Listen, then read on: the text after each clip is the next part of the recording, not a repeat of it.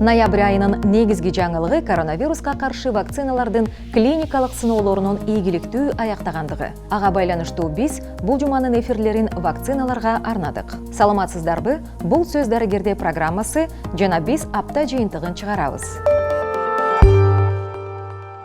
Программанын башталышында алгач вакцина деген эмне, ал медицинада качан пайда болгон жана эмне үчүн керек деген суроолорго жооп алмакчыбыз. Эң биринчи вакцина чечек оорусуна каршы иштелип чыгып, 18-чи кылымдын аягында англис дарыгери тарабынан колдонулган.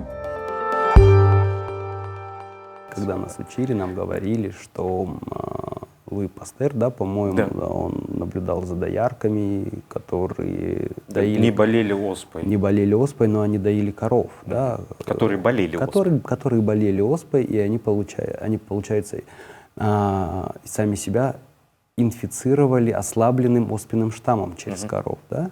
И поэтому вакцина называется от слова, латинского слова «вакка», да, корова. Корова. С тех пор как бы началась эра вакцинации, и первая вакцина — это вакцина против оспы, которую прививали всех поголовно, люди болели, это был живой штамм, ослабленный, но он также вызывал оспу, клиническое проявление, да, не настолько уж он и ослабленный был.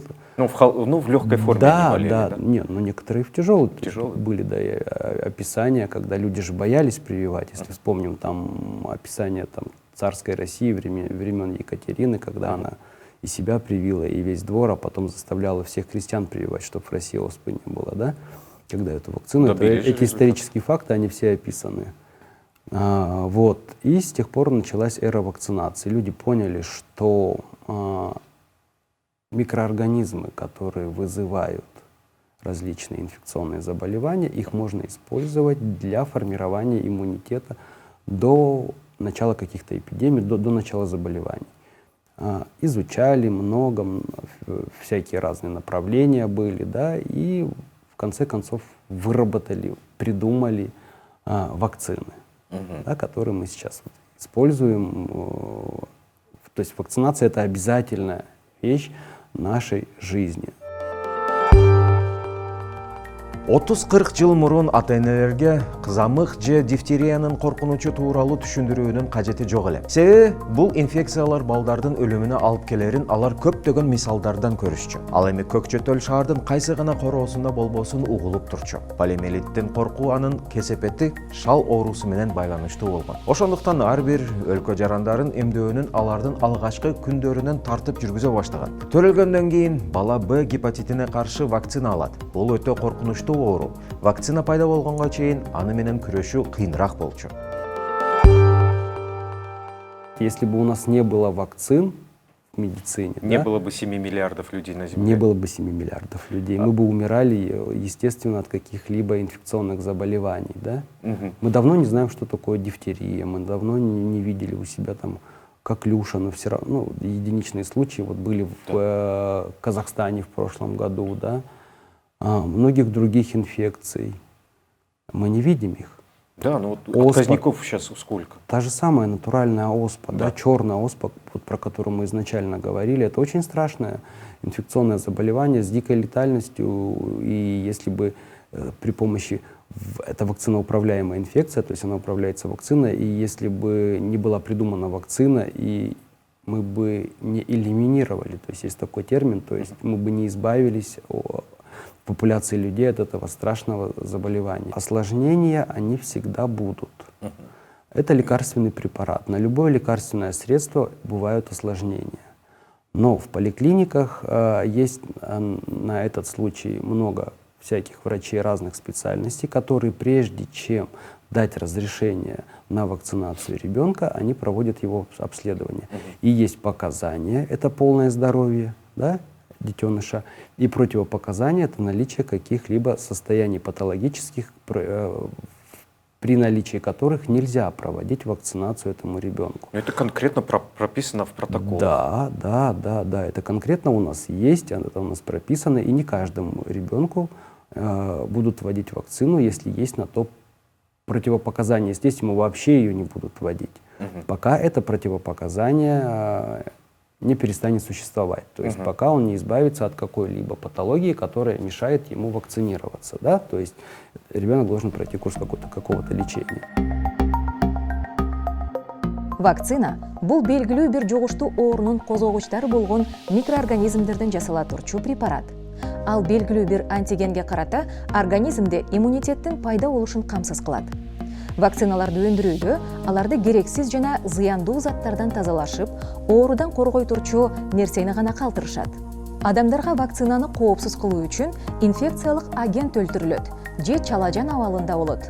Муну менен ал ооруну козгобой, иммунитетти пайда кылат. Вакциналарды чыгарууда өтө катуу талаптар коюлган.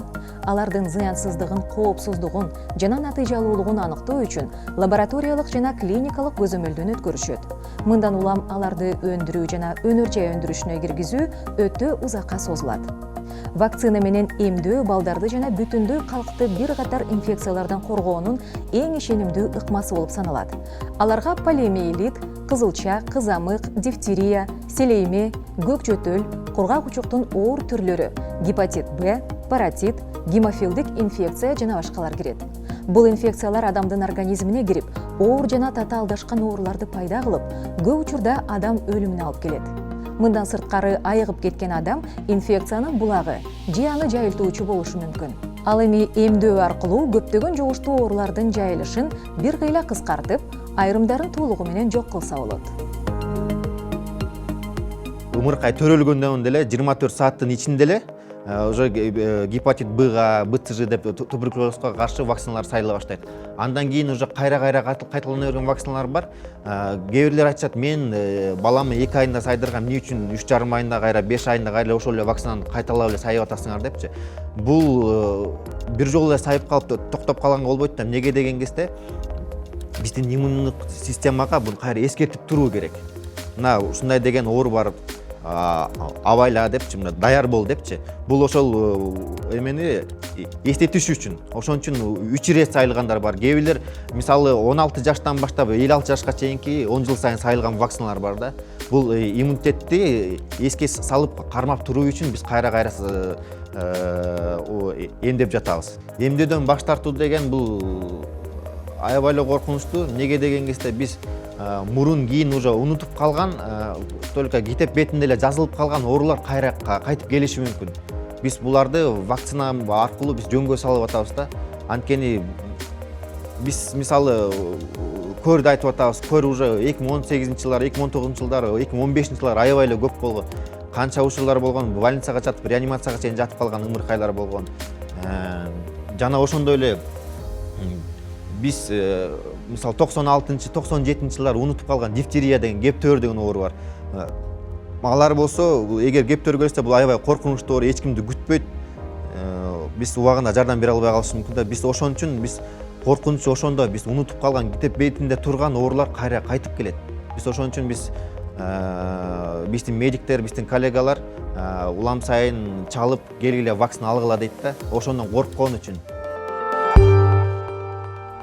Бүгүнкү күндө вакцинага 10 талапкер акыркы баскычында клиникалык сыноодон өтүп жатат. Алгачкы вакциналардын бири Кытайда пайда болуп, алар миллионго жакын адамды коронавируска каршы эмдөөдөн өткөрүшкөн. Кытайда эксперименталдык эмдөө июль айында башталган. Ага мамлекеттик кызматкерлер, башка өлкөлөрдөн келген студенттер жана чет элдиктер менен иштеген жарандар кирген. Учурда Кытайда коронавируска каршы мүмкүн болгон 4 вакцина клиникалык сыноолордун акыркы баскычында. Бирок алардын натыйжалуулугу жөнүндө ишенимдүү маалыматтар азырынча жок. Мындан улам вакцинаны массалык түрдө колдонуу үчүн ал кандай текшерүүлөрдөн өтүшү керек деген суроо туулат.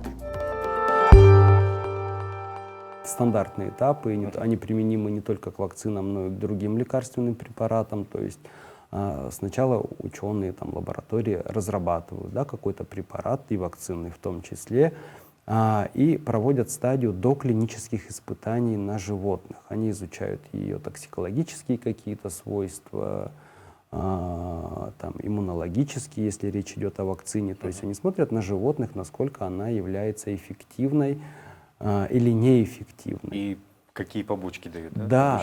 Но это токсикология, та самая, то есть какие побочные явления. Есть определенные критерии, по которым они определяют, что эту вакцину можно допустить уже и к клиническим испытаниям. Но То есть после лабораторных идет клинические испытания? Да, доклинические лабораторные испытания, они так называются, а потом идут клинические испытания. Они состоят из нескольких фаз: первая, вторая, третья, четвертая фаза, да, и вот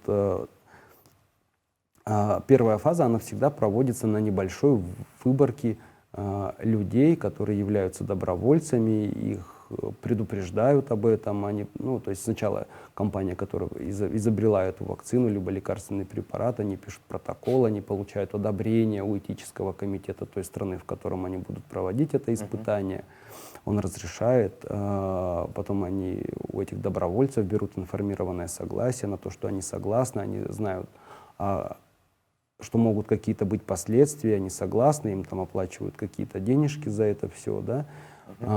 После того, как на небольшой группе людей они получили положительные результаты, да, получили какую-то эффективность, они приступают к дальнейшему, к третьей фазе. То есть вот первая фаза — это доклиническая, вторая фаза — это клиническая на малой выборке, и потом уже третья фаза — это уже большие какие-то исследования на людях там, с вовлечением до десятка тысяч людей, да, в эти испытания, но это также еще испытания.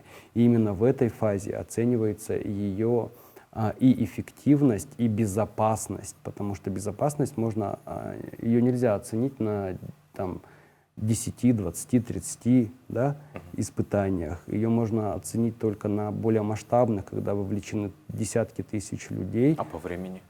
По времени это занимает очень много времени. До нескольких лет некоторые исследования, да, проводятся третьей фазы, и потом только можно сделать реальный вывод о том, является ли это либо вакцина, либо другой лекарственный препарат эффективным и безопасным. Коронавирусқа каршы вакцина. Дүйнөлүк саламаттыкты сактоо уюмунун маалыматы боюнча, учурда 47 препарат вакцинага талапкер катары клиникалык сыноодон өтүп жатат. Анын 10-у сыноолордун 3-чү фазасына келди. Бүгүнкү күндө 2 вакцинанын өндүрүүчүлөрү клиникалык сыноолордун 3-чү фазасы ийгиликтүү аяктагандыгын жарыялашты. Биринчи вакцинаны Германиянын BioNTech фармацевтикалык компаниясы Америкалык Pfizer корпорациясы менен биргеликте иштеп чыккан. Өндүрүүчүлөрдүн айтымында, изилдөөлөрдө вакцинанын олуттуу терс таасирлери табылган жок. Клиникалык сыноолорго бир нече өлкөлөрдө 43 538 бейтап катышкан. Жаңы препараттын тестирлөөсүнүн жыйынтыгына ылайык, вакцина менен коронавирусту жуктуруп алуу коркунучу 90%га төмөн экендиги аныкталган. Экинчи вакцина Американын Moderna фармацевтикалык компаниясы тарабынан иштелип чыккан. Вакцина 30 миңден ашык ыктыярчылар менен болгон сыноолордун 3-чү баскычынан өтүп, натыйжалуулугун 94,5%га көрсөттү. Бирок бул вакциналарды колдонууда иммунитет канчага чейин сакталары жана алардын улгайган адамдарга тийгизген таасири азырынча белгисиз. По поводу такой дикой конкуренции среди фармкомпаний и стран за производство и регистрации вакцин мы это наблюдаем. Это вот прям в прессе, в открытом доступе мы видим, что все конкурируют, многие страны. И Российская Федерация, Европа, Соединенные Штаты, это же миллиарды, Америки, сам понимаешь. Китай, да. То есть и тут, видимо, речь идет о том, что кто первый придумает эффективную и безопасную вакцину. Тот и пополнит свой бюджет. Возможно, и пополнить свой бюджет, но речь идет, наверное, о какой-то вот такой миссии, да, что мы там спасаем весь мир. То есть наша вакцина спасла весь мир от этого страшного коронавируса. Это большие бонусы, политические, геополитические, наверное. Но я как бы далек от этого, просто это мои предположения, да, вот сейчас, то есть в качестве диванного аналитика на этой передаче. Но все стали понимать, это самое главное, что коронавирус в определенный момент, особенно летом, да, мы это увидели, у нас и у эпидемиологов, а я эпидемиолог, у нас возникло такое понимание о том, что мы не избавимся от этого коронавируса, мы будем с ним жить еще долго, да, и счастливо, дай бог, если будет хорошая вакцина. Но да? жить долго с коронавирусом не получится. Я сейчас говорю о том, что он будет циркулировать в нашей популяции уже всегда, он никуда не уйдет. Жакында Pfizer жана BioNTech компанияларынан чыккан америкалык германиялык вакцинанын баасы белгилүү болду. Европа биримдигине мүчө мамлекеттерде бир доза 15,5 еврого бааланат. Башкача айтканда, евро биримдик сатып алууну көздөгөн Pfizer жана BioNTech вакциналарынын 300 миллион дозасы 4,6 миллиард еврого турмакчы. Ал эми Россиялык вакцинаны сатып алуу каалоосун 50 өлкө билдирип, алардын жалпы буйрутмасы 1,3 миллиард дозага жеткен. Демек, вакциналар массалык колдонууга даярбы же бул келечекке болгон пландарбы? Они показали первоначальную эффективность, что да, она является иммуногенной. То есть это то свойство, когда мы вводим вакцину, и она способна растормошить нашу иммунную систему на выработку антител. Причем правильных антител, потому что антитела бывают разные. Грубо говоря, вот чтобы люди представляли, что такое антитела, это как бы... Солдатики обученные. Ну, солдатики, я это называю, когда вот простым людям говорю, я называю это клеем, который склеивают вирус и нейтрализуют его. Реакция связанный комплимент. А потом другие там клетки приходят, мусорщики, и они просто-напросто этот мусор съедают и выводят из организма. Вот. Это вот нейтрализующие антитела, надо, чтобы она вырабатывала этот нейтрализующий клей. А есть просто связывающие антитела, которые просто этот вирус блокируют, не убивая его. Это не совсем правильные антитела. Это нужно изучать. На это нужно только время. Полгода — это мало. Мало. Мы не понимаем, я опять возвращаюсь в самое начало, мы не понимаем, насколько у людей, переболевших диким штаммом коронавируса, насколько у них иммунитет будет длительным. Мы только вот год живем, да, с этой инфекцией, и мы не понимаем, насколько дикий штамм способен вызвать иммунитет. При этом мы должны себе четко понимать, что иммунитет, вызванный диким штаммом, гораздо дольше будет сохраняться, чем иммунитет, вызванный лабораторным штаммом, который используется для производства вакцин. У всех вакцинных препаратов, когда мы их перевозим от производителя до конечного потребителя, нужно соблюдать очень жесткие, лекарственные средства, да, холодовую цепь, так называемую. То есть это температура, при которой должен храниться флакончик с этой вакциной. Как правило, это всегда минусовые температуры, и до момента введения их нужно определенным образом разморозить и только потом вводить. Вот у коронавирусных вакцин и у нескольких производителей там минусовые температуры должны быть вот прям чуть ли не до самого введения. У Pfizer, по-моему, минус 70 или 60, у российской минус 20. Это должны в каждом привычном кабинете стоять минусовые фризеры, из которых достается эта вакцина, при комнатной температуре размораживается в течение 15 минут и быстро вводится. Причем от момента производства до момента ее введения тоже там какие-то небольшие сроки у Pfizer декларируют. 5-6 дней после того, как привезли, например, завезли 5-6 дней. 5-6 дней, да. Ну, то есть не каждая страна себе может позволить использовать вакцину с такими условиями использования. SARS-CoV-2 вирусунан улам келип чыккан коронавирустук инфекция толук изилденбеген бойдон калууда. Бир нече вакциналар клиникалык сыноолорду аяктагандыгына карабастан, бул пандемияны жеңүү дегенди билдирбейт. Дүйнөнүн окумуштуулары вирусту кылдат изилдеп, жаңы ачылыштарды жасап жатышат. Андыктан инфекциядан сактануу үчүн бир гана коргонуу чаралары жардам берет. Колду тез-тез жууп, бет кап режимин жана социалдык аралыкты сактоо зарыл. Тастыкталган гана маалыматка ишенип, өзүңүзгө кам көрүүнү унутпаңыз. Бул сөз дарыгерде берүүсү болду. Көрүшкөнгө чейин сак саламатта болуңуздар.